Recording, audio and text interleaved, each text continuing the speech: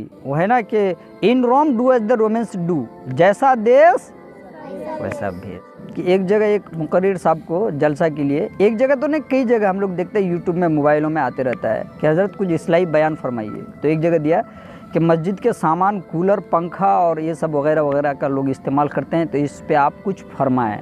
तो मुकर्रिर साहब फरमाने लगे कि कैसे मुक्तदी है भाई, लोगों को शर्म वरम नहीं आती है क्या? बताइए, मस्जिद में आके पंखा चलाइएगा, कूलर चलाइएगा, लाइट ऑन कीजिएगा, बाप का मस्जिद है क्या? यहाँ तो लोग बोलते हैं और वाह लोग, कैसे लोग।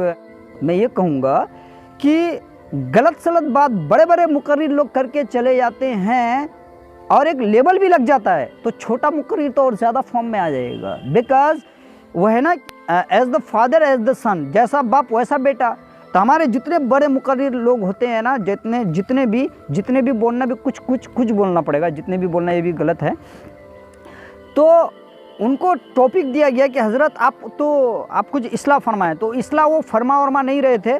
इस्लाह का मतलब क्या? प्यार से लोगों को, बाबू ऐसा मत करना, बाबू ऐसा मत करना, ऐसा मत करना, ऐसा मत करना। जैसे आप लोग अभी यहाँ बैठे हैं मजलिस में, अगर ये बोला जाए कि कैसे लोग हैं, कुछ नजराना वजराना भी लेके नहीं आ गए, हट हमको दावत वावत नहीं दीजिएगा, बुरा लगेगा ना। मैं प्यार से बोलूँगा कि आप लोग आए हैं, थोड़ा सा दो चार बातें सुने और प्यार से सुने, और मजलिस जैसे ख़त्म हो जाए नमाज वमाज अदा करके जाइएगा। तो ये है ना कि जब भी बोलना वक्त पर बोलना, मुद्दतों सोचना और मुख्तसर बोलना, इन चीज़ों को भूल जाते, आते माइक पे चिल्ला वल्ला के चले आते।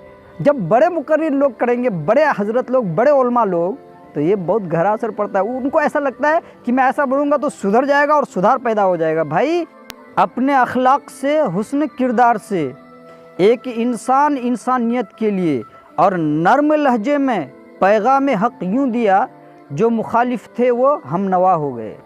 लेकिन ये पूरा फॉर्म में आकर लोगों को समझाना ये गलत तरीका है। इससे फिर लोगों में एक गलत मैसेज जाता है। मुकर्रिर साहब को लग रहा होगा कि इससे सुधार होगा, सुधार नहीं, ऑन द कॉन्ट्रेरी उसमें एक बिगाड़ पैदा होती है। तो हमें चाहिए कि हम इस्लाही बयान को थोड़ा ठंडा माइंड से सोचकर अच्छा लोगों को समझाएं। और अगर वो उसमें से अच्छा, वो जलसे की महफिल में बोल रहे थे वो हज़रत, अगर वो जलसे के महफिल में कुछ लोग ऐसे बोलते कि हज़रत ठीक है, और यहाँ तक बोले कि अगर मैं आप लोगों की जगह होता तो मस्जिद से धक्के मारकर बाहर कर देता, और लोग वाह बोल रहे हैं, बताइए कितनी गलत बात है। जितने अल्लाह वाले लोग थे वो लोगों को मस्जिद तक जोड़े हैं, आओ भाई हाथ पैर पकड़ के आओ दीन की तरफ जोड़े। ये हज़रत करे कि मैं मस्जिद से धक्के मारकर बाहर कर देते। क्या कारण?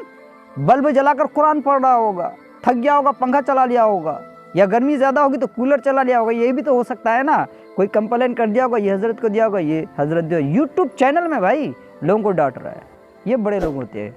तो इससे इस्लाम हमारा नहीं फैलेगा। इस्लाम मीन्स आप उसको लविंगली, पीसफुली लोगों को समझाएं और मनाएं, तब फिर लोग जो है ना इंशाल्लाह रहेगा।